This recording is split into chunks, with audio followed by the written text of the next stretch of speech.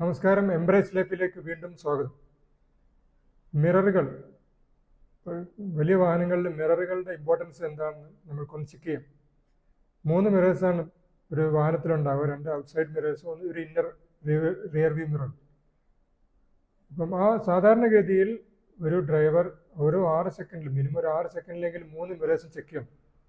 അത് ചെക്ക് ചെയ്യുന്ന സമയത്ത് കണ്ടിന്യൂസ് ആയിട്ട് ഒരു മിററിൽ ഫോക്കസ് ചെയ്യാൻ പാടില്ല, ജസ്റ്റ് ഒരു ചെക്ക് ചെയ്തുകൊണ്ടിരിക്കുക. റോഡിലെ ഓരോ സാഹചര്യങ്ങൾ ഓരോ സെക്കൻഡിലും ചേഞ്ച് ചെയ്തുകൊണ്ടിരിക്കും. അപ്പോൾ നമ്മുടെ 2 സൈഡിലും പിന്നിലും എന്ത് നടക്കുന്നുണ്ടെന്ന് നമ്മൾ അറിഞ്ഞുകൊണ്ടിരിക്കണം.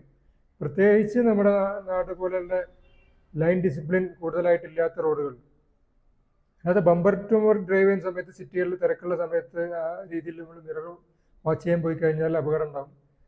അപ്പോൾ മിററുകൾ എപ്പോൾ എങ്ങനെ യൂസ് ചെയ്യുന്ന ഡ്രൈവിംഗ് പഠിക്കുന്ന സമയത്ത് പഠിക്കേണ്ടതാണ്. നമ്മുടെ നാട്ടിലെ രീതി അനുസരിച്ച് മിറർ നോക്കുന്ന അത്ര ഇമ്പോർട്ടൻസ് ഒന്നുള്ള ഒരു കാര്യമല്ല. വിദേശത്തൊക്കെ ഡ്രൈവ് ചെയ്ത് വന്നിട്ടുള്ള ആളുകൾ വെഹിക്കിൾ റിവേഴ്സ് ചെയ്യുന്ന എങ്ങനെയാണ് ചെക്ക് ചെയ്താൽ അറിയാൻ പറ്റും. അവർ 3 മിററിൽ മാത്രമേ നോക്കുള്ളൂ. ഷോർട്ടിൽ തിരിഞ്ഞു നോക്കിയിട്ട് അവർ റിവേഴ്സ് ചെയ്യില്ല. അങ്ങനെ ചെയ്യാൻ പാടില്ല. അങ്ങനെ ചെയ്യുന്നത് ബുദ്ധിമുട്ടേറിയ കാര്യമാണ്.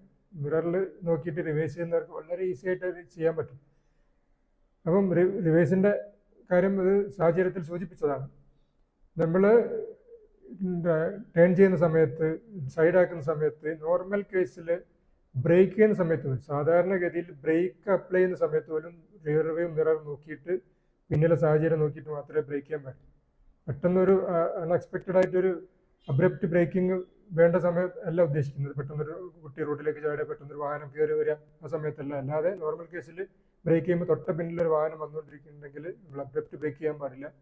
ആൾക്ക് പ്രയാസമില്ലാത്ത രീതിയിൽ വേണം ഡ്രൈവ് ചെയ്യാൻ. അപ്പം മിററുകളുടെ ഇമ്പോർട്ടൻസ് നമ്മൾ കൂടുതൽ മനസ്സിലാക്കാം.